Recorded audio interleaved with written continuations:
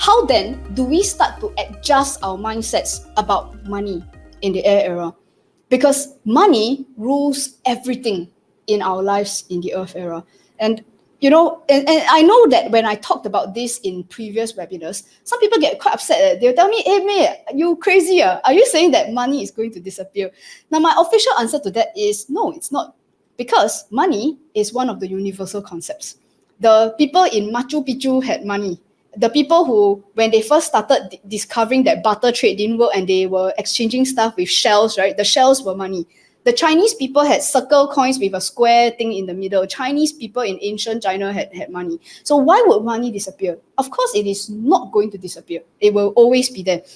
But I think when we think about money, if we are going to put earth and air side by side, okay, so let me show you the simplest way of describing this. Now, in the air era, the idea about money is a simple thing called as much as possible. If you go to one of those seminars where they ask you, hi, who wants to make more money? And everybody raises their hand. It's not a matter of whether they needed more. The idea was who would ever say no to making more money? That's the whole point, right? And if you change job and then you had a higher salary, like who wouldn't change? Everybody would do it because the idea is to as much as possible, AMAP, right? And then, but in the air era, it becomes a useful resource. Now, it's not that money becomes less important. Because if you think about it, in the fire era, Shakespeare, when he puts up a play, he kind of need to pay his workers and they still need to buy their costumes and things like that. So money was always important. It was always a resource. So it's not that in the air era, money becomes not important. In fact, I would turn it the other way around and say that in the earth era, it became so important, so overly important that it actually overshadowed everything else. That nothing was more important than money. That if there was no money, then nothing works. So it's the mindset change is rather that to prioritize money over everything else is to realize that money is a resource and it has the same importance as every other resource. And I think that mindset is a lot easier for us to understand. And if I can illustrate this, right, there's something that a lot of gamers, okay, so I'm an incorrigible gamer. I love games, right? And this is a very old game that I played back in the 90s. And this game is called Hero Street. But most gamers will recognize something like this. So it's like you work with a lot of resources. And if you look at the bottom, right at the very bottom, there's a bar that looks like this. So gamers know this, right? So along the way, you gather resources and including money. So right on the right-hand side, at the far right, you can see that there's gold, 1,774,000 gold there. But you see, for gamers, the gold isn't more important than other resources. It can be just as difficult, if not more difficult, to get yourself some gems or some crystals. And the thing is, ultimately, the idea is that you don't actually walk around in the game world trying to earn as much money as possible. And that kind of isn't how the games work. In the end, a lot of these resources are only necessary because if you wanted to build a new catapult, if you wanted to build a night falcon, you need 3,500 gold. So if you didn't have 3,500 gold, you would do a few quests. You might go to a new land and start gathering a few more resources just so that you get 3,500 to buy your Night Falcon and then you can move on with your life. But it wasn't like after you bought the Night Falcon and then you were thinking, hey, how about we just do a bit more stuff to earn as much gold as possible? No gamer ever does that. They simply buy the Night Falcon so that they can level up and go to the next thing. So what I'm trying to explain here is that the air era deals with money like this. So that means you need to be absolutely clear. What is it that you're trying to do? What is the next step? And if you needed that resource, go get the resource. But if you didn't need it, there's no need to go and squeeze everything in your life just to get every last dollar, which is, I think, for those of you who have been following my webinars, it is starting to feel like it's weighing on people that we're just doing unnecessary things for the extra $1,000, for the extra $500. It's very sian for a lot of people, okay? So I just want to illustrate, like, even in the Earth era, like how pervasive it was. Now, if you start from people who are very young, when you're in school, you know how when you fail your exam, and then your mother tells you that next time you're going to be poor? It's like, they don't say that, oh, you fail exam, you're going to be stupid. They say, no, you're going to be poor, you cannot find job, and you're going to sweep the floor. And it's like even education, from a very, very young age, you are conditioned that everything is about money. And when it was time for you to go into your polytechnics, to choose a course, go into university to decide what you were going to major in, how often it is that you end up not picking what was natural to you. You didn't pick what was interesting or what you were passionate about. You simply picked what you thought could maybe get you a job, or maybe pay you a decent salary in the future. So that means right from the start, when people are barely even out of their 18 years old, your life is already run by the money that overshadows everything else. And later on, when you start looking at work, how often people simply pick the jobs and the industries based on what was going to pay a lot better, and not really about anything else at all, just money, number one. Then later, then we talk about whether we like the job or not. So money first. Homes. And you think about, at one point I was a real estate agent. I had a stint there, and it struck me how many people were buying homes not because they needed a place to house the family or for people to be happy in their homes, but they started their search based on which area can make the most money out of their house. So the profit is number one. And I still recall when I first moved into my home, I live on the 33rd floor of my building, and people would come and go, wow, what a great view. And people would tell me, hey, in 5 years time when the MOP is up, you can sell and then you can make a lot of money because you have an unblocked view. And I'm just thinking, well, I mean, I have an awesome view, and this is the home that I want. And it's like a lot of people are like all they can see is the kaching, your view is worth $1 million. And I'm like, okay. So it's where home versus money more important than home. Okay, so that's what comes up a lot. The law, how many people are suing each other, brothers and sisters suing each other because they wanted a more share of their mother's inheritance or whatever it was. Communities not really linking out with people because you were looking for like-minded people. You wanted to do that because when you went there, each person has a kaching, like a dollar sign on their forehead, and that networking is about business and seeing what you can get out of them. So in that sense, what I'm trying to show you here is that this is the world that we are living. So if there's a part of you at all that starts to realize that, yeah, I mean, the human race kind of got to a point where beyond kaching, they can't just see anything else already. So that means as I'm introducing the new concepts here, it becomes a lot easier for us to see now as hybrid people.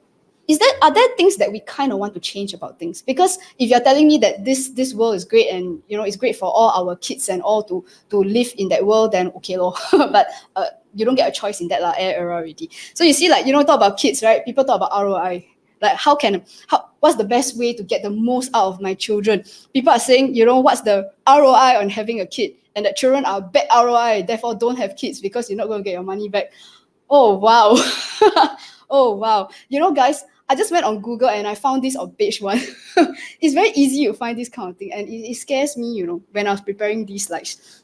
And then, so of course, a lot of people responded on my survey, and you said you wanted to know what about dating was going to be like in the air era. Let's start with how dating is like in the earth era, okay? It's supposed to be two people meeting each other, get to know each other, maybe fall in love. But hey, look, 10 financial warning signs to watch out when in a relationship. Or how to talk about money when you're dating. Or dating, 5 financial issues that make you look unappealing. Or even how soon should money come out in a new relationship. I don't know, guys. What do y'all think? Like, show some reaction, please. Yeah, am I correct or not?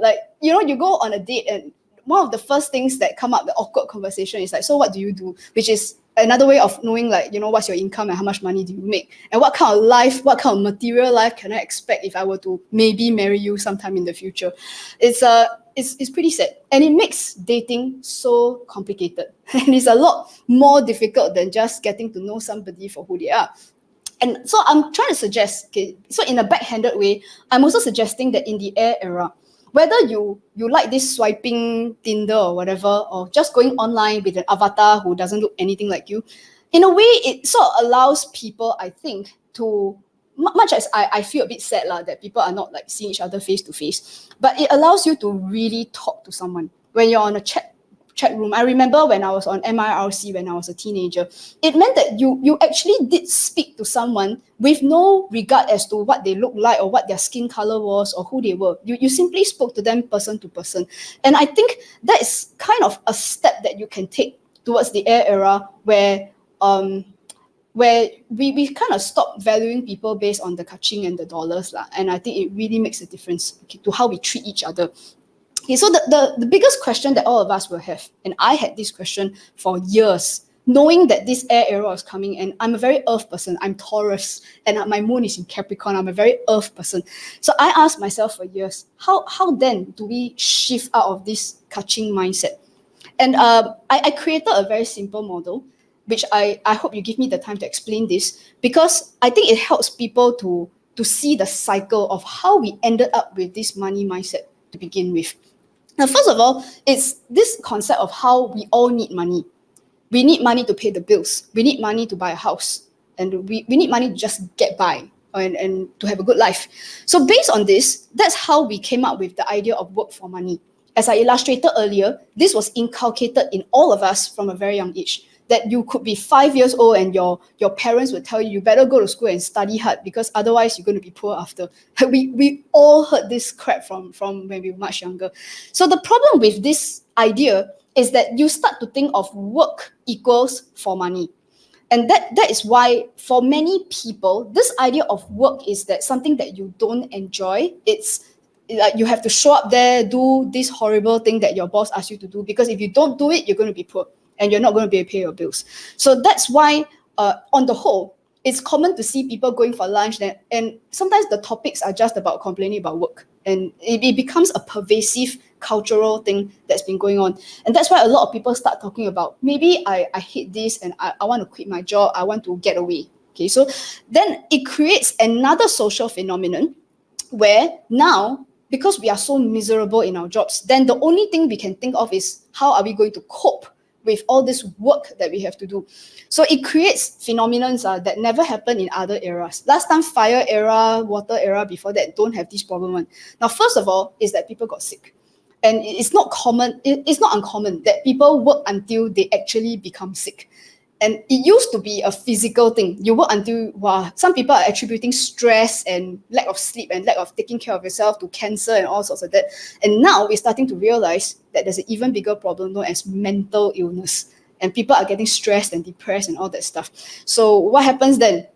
You need to see doctors, you need pills, and that stuff is getting more and more expensive. And when it gets more and more expensive, then you need even more money, because now you better buy some insurance. If not, after that, if you get sick, like, that's bad, right? And then on top of that, we start to have certain expenditures because we work so much. You have to pay for the childminder, the cleaner, people who do your laundry for you, laundry services, car services. It's all things that we end up having to pay other people to do, because 90% of your time is spent working. So you couldn't do it yourself, which is why you have to pay, and now you have to work even more to pay all these people. You start to see the cycle, yeah? And then on top of that, so people hate their jobs so much that holidays became a thing.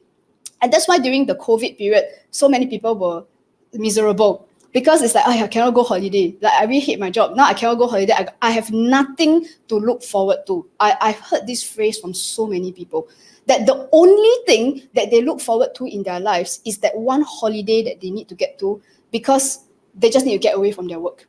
So that's and holidays got more and more extravagant and expensive, because why shouldn't I work hard and I should reward myself? So now people end up staying in the job because they need the holidays, and if you left your job, then you couldn't pay for the holiday. And you sort of see the irony here. And then you also get people who decided that I don't make enough, so maybe I should get an MBA, but the MBA costs like a 6-figure sum. So now you have to work to pay for the MBA, so the MBA gets you more money. Wow. And then the best part is now they're also saying that I want to make lots and lots of money so that my kids can get a degree, and then they can do the exact same thing that I'm doing right now. Because you kind of thought that if your kids got a degree, they have a better life, right? Well, that's what your parents thought, and look what happened to you, right? So the reality is we get into this cycle where with all these expenditures that are coming up, then all the more you need even more money. And so it becomes this cycle where it's like a dog chasing its own tail, and we never get out of it. So one of the things that we have seen in most recent years is that the revolution has begun. That a lot of people have begun asking, how about what if? And if you look at this model, right, the part that is the most unpleasant is this one. So that's why a lot of people start to look for a solution. How can we get money without working? And that's why in the last 20 years, once we reverted back into the Earth era, there was a new phenomenon called the passive income. That people wanted to invest in property. They wanted to go and sign up for an investment seminar, try and hope to like make money while you sleep. So that was the buzzword, and it was so attractive to people because it was a way of maintaining your lifestyle without having to work your butt off, right? And so that came up. And we also see that phenomenon becoming extremely strong right now because we now have, it's like the new phenomenons are people have asked me, send me emails, hey May, like how about people who have made bucket loads of money, they become millionaires playing with cryptocurrency. And we also have people asking me that, if you look at Scandinavian countries and in the US, they start talking about this universal basic income. So for people who don't know what this is, UBI is that essentially that just because you're a citizen, you get paid some money. And that's basically the idea is that it helps to supplement some people's income lah. But it's not like a large amount. I believe in the US, they were sort of playing around with like $1,000 or something. It won't make you a millionaire, but it meant that some people don't have to suffer lah, in that sense. And also some people have asked now, is it possible that in the air era, that money is just so easy that you actually don't need to work anymore? So the thing is, guys, I do a lot of research when I do these online events. And I have to admit, based on what I have seen through all the studies that I've done, that it is quite likely that this can happen. So at this point, many people will be like, yes, it's like, we're going to make money without working. And let me show you what I mean, okay? So this is very common now, right? Honestly, if you go online, if you're a gamer like me, if you like mobile games and stuff, now this is the hottest thing now. Play games and make money. And you've seen those ads, right? People are like matching numbers and make a sentence and stuff, like easy stuff that primary school kids can do. And they go, yes, I just made $500. We've all seen this. Now, is it real? But at first, I thought it was like super scammy, right? I think some of it is quite scammy. But the thing is, some of these are real. And people have made real money from doing this. So what does this mean then? And I spent so much time thinking about this, and I recalled this image that I saw in a Disney movie. And this was from Wall-E. Who remembers this? Can you show some reaction? Like, give me an emoticon or something. Like, who actually watched this? And you saw all these fat people sitting on a conveyor belt, right? And they're all looking at screens. They're all like stuffing their faces, and they're all fat and they look a bit like babies, like fetuses that are incapable of doing anything else. And their relationships with their friends consist of talking to a screen, just like, frankly, like what I'm doing now. I'm talking to a screen also. But the thing is, we tend to think of this reality as being like very, very far into the future. But if you really think about it, I found this image online, and there are times when we can laugh at this and go like, oh my God, that's disgusting, or that looks bad, but honestly, there are times during the COVID period where I felt like I was like this. I felt like the fatty in front of the screen, just stuffing my face. I started eating my meals in front of my screen too. And I don't know if you are doing the same thing. So that means the fact is we are all getting there. To the point where there's not a lot of work being done. People are not necessarily being productive. They're just consuming a lot of these media and entertainment and not really doing very much with their lives. Now, I think also that if we think that it's just an us thing, like, or maybe you've earned the right to do that because you've made some money, I want to show you another image that's even more scary, okay? Because the next generation is starting to look like this also. And I just saw an article on Channel News Asia just a few days ago that apparently, studies have shown that the kids in Singapore are getting fatter and fatter. So they're all starting to look a bit like this.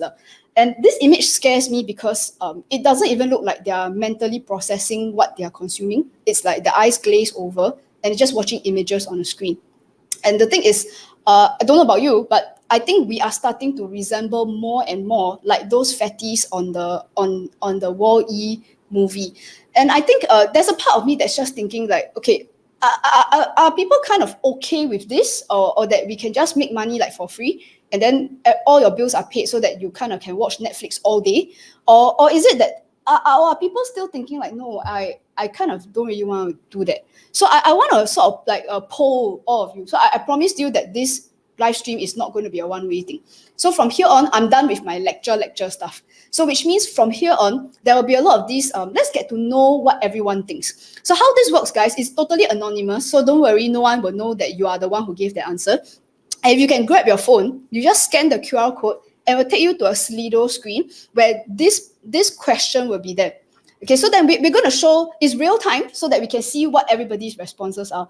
And it's very important to me because if right now everyone says that we kind of want to like just not work anymore, then I think the rest of my presentation is okay lah. We can close short and then I can save my breath already. Okay, so yeah, so can everybody go do that? And okay, so let's go and look at some of the responses. I think some of the early things are coming in. Come, Jeremy, if we can just have it on the screen. Oh, okay, wow, look at that. Look at that. Okay, so is that it? Like yeah, okay. So I think we're just going to give a few more seconds for people to sort of respond a little bit. And okay, now I'm very heartened. Okay, I have to admit I was a bit scared when I created this poll. I'm like, could it be like 100% of people say that yeah, we kind of want to be like crypto millionaires, that we don't have to do anything anymore. Okay, so it does look like about a third of the people. Okay, 60% of the people are like, okay, I intend to switch. I want to do something a bit better. And frankly, I mean, if universal basic income shows up, it won't make us millionaires, but it maybe pays for the internet, it pays for the electricity, it pays for the waste disposal. And what this means is you don't have to panic that your family is going to starve.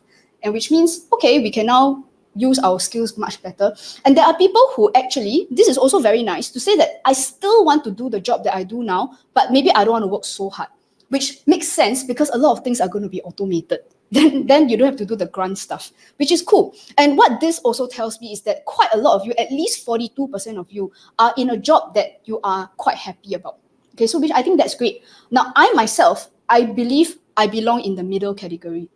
That I think in the last few years, I've worked like a dog, frankly. And it makes me feel good that a lot of things are automated. My team have to work a lot less now because we can schedule things, it's easier.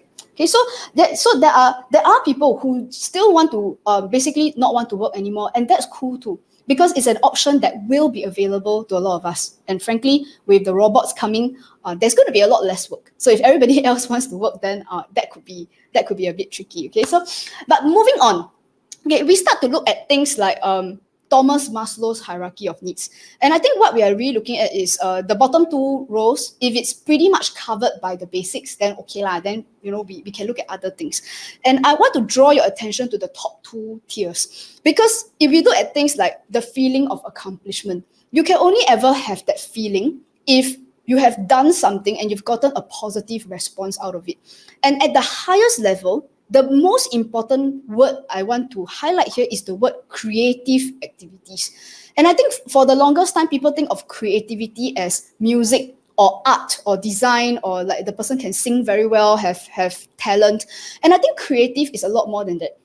If you look at programmers and you have a blank MS-DOS screen, to program something from absolute scratch, maybe I'm a bit old-fashioned, maybe now people don't use MS-DOS really, yeah? But the point is, when you start from nothing and you can create something, now that is creative. And I believe strongly that in the careers to come, that the only thing that we can do in future are creative work. It is the only work that's left for humans to do, because it's the one thing that robots can't do. And that really is a major punchline. So the thing is, then in that case, if people are no longer working for money, but from what I see here is that the majority of us, we still want to do some level of work. So therefore, what might really help us to let go of the Earth era mindset? Now, I'm going to propose a very different thing. That rather than look at work for money as the bad guy, now I take a very different view as to what the real bad guy is. And I think the real bad guy is this one. That it's this idea in our heads that we need a lot of money. It's a bit like your family is not actually starving, but then you still force them to live in a house that they don't like, because then that maybe that house can sell for more than the house that they like. So there's this idea here that we need a lot of money. And I'm starting to think that it may not be the case. So the question is really like, from now moving into the air era, how much money do we actually need? So I started with myself. And I looked at my life in the last 2 years when we have been in sort of like semi-lockdown along the way. So like most of you, I work from home. And it looks like this, like it's just essentially me and my laptop, right? And what I think was, I gave up my office during that time. because I mean, it helps to be an astrologer. So I knew that it wasn't a 2-month COVID thing. I knew it was going to be a long thing, right? So I gave up my office, and it meant that I saved a huge amount. I think honestly, I probably saved like at least $80,000 from upkeep and various other things. And to me also, when I examine my life, now here's my story and what I save money on. Now when you talk about things like clothes, yes, I still have to be in front of camera, so I have a lot of these dark blue clothes. It's dark blue because all my clothes are dark blue, you know. But the thing is, other than being in front of the camera, I actually don't meet a lot of people anymore. So I don't need to buy so many clothes. I save a lot of money on buying clothes. And I don't have to buy shoes anymore. Not sure if you realize it, but even when you're working, because people only see your Zoom screen, right? No one sees your shoes. So I don't know you buy so many shoes for what. In the last 2 years, I only bought 1 pair of footwear. And right now I own a grand total of 4 pairs of footwear in total. That's it. You know, and also things like printing. I run a school. So we print a lot of things. And if you ask my team, sitting in front of that printer watching the paper like coming out is a super ultimate waste of time, but we had to do it. And the printer cartridge is super expensive, most expensive liquid in the world. And ever since the air era happened, it was like, yes, we barely printed anything. So it's like, I'm not even sure when's the last time I saw my printer really. Okay, so that's something we absolutely save a lot of money on paper and stuff. Grab, I barely go out anymore. Don't need Grab anymore. I still do, but not as much as what I used to. And you look at things like the festivals, Christmas, the Chinese New Year's, when we don't go out. I'm not saying that this is a good thing. I'm just saying that factually in the last 2 years, expenditure went down a lot. These are just some examples. And I like to poll the audience, like, is it just me that I save a lot of money? I had a lot of these excess resources that I didn't see a use for it. And is it just me or is it like that for you also? Okay, so let's do another poll, right? Did you also experience that you spend less on stuff? So me and my team, we came up with a random list of things, and we're just curious to know, like, did people actually realize that moving on, having spent less on this in the last 2 years, that you can actually see a life where you continue doing this and you're not exactly miserable or like poor or deprived, right? So guys, let's have the results. It's real time, so you can see your responses getting featured like almost immediately. Yeah, I can see people like putting comments here. It's like, you know, it's cheaper than buying now new. Yeah. Okay, so what did you spend less on? Oh, okay, look at that. Wow, look at that. That's interesting. Okay, so basically clothes. Look, clothes, shoes, bags, wallet. No one cares about that stuff anymore, right? Yeah, holidays also. And can we scroll down? Can we see more of the responses, or is that it? Okay, so yeah, so things like events, yeah, it's totally down. Look at that. Oh man, look at that.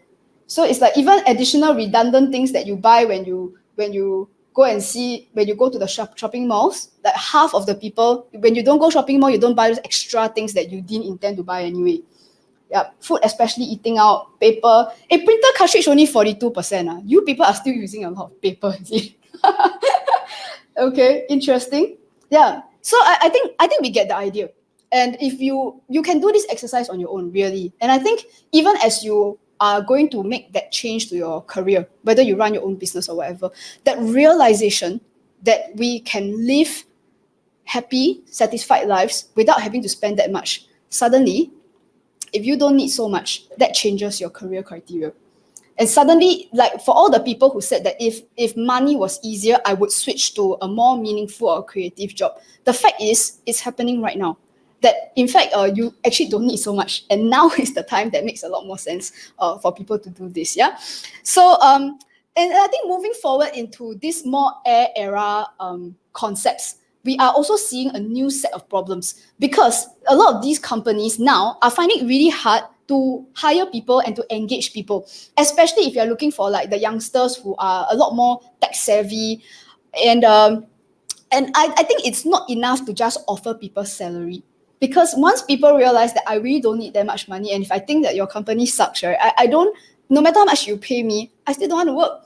And I think it's very interesting that in the last few weeks, the classes that I've been teaching, we've had some really young people, 24 years old and below, who came in, and what they say in my classes is quite shocking for the older people, because a lot of these young people are saying that, I had this offer from the company and I didn't want the job, but in the end they offered me like so much more, so I just did it for the money.